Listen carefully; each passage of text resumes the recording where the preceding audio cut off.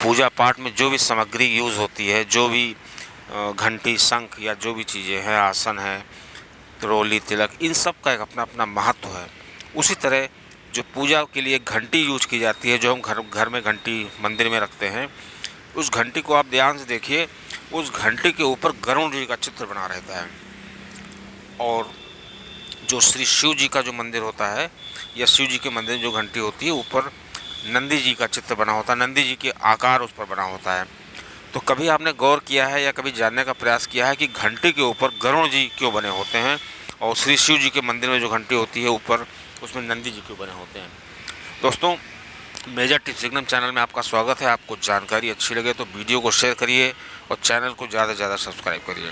दोस्तों, ऐसा माना जाता है कि गरुड़ जी को एक बार बहुत ज़्यादा अभिमान हो गया था। जब उन्होंने श्री राम जी को नागपाश से खोला था तो उनको लगने लगा था कि ये तो भगवान हो ही नहीं सकते, क्योंकि इनको मैंने खोला है और जिसको मैंने खोला है वो भगवान कैसे हो सकता है।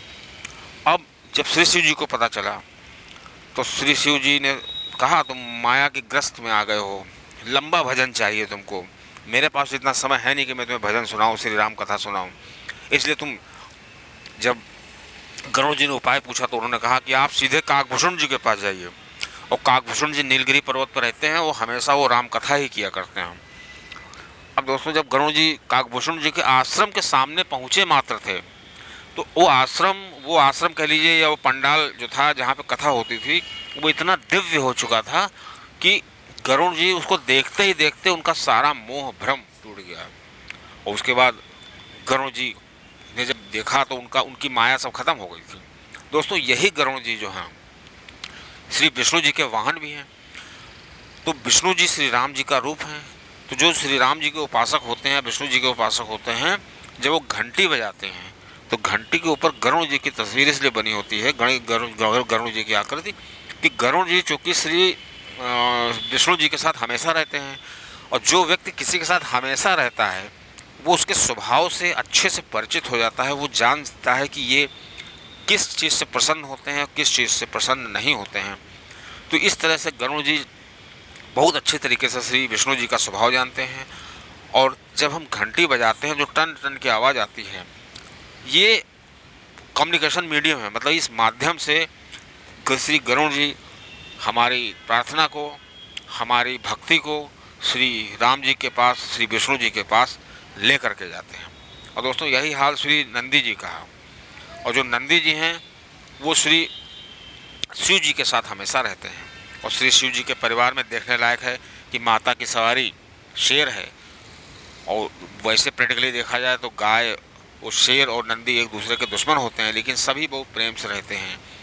यही श्री शिव जी की महिमा है। और श्री शिव जी का नाम भी श्री शिव जी, शिव का मतलब होता है कल्याणकारी। और श्री शिव जी की वेशभूषा के बारे में रामचरितमानस में लिखा है, अशिव वेश, जो वेश है उनका वो अमंगल है, लेकिन वो हमेशा मंगल करते हैं और अपने भक्तों को धन धान्य से परिपूर्ण कर देते हैं।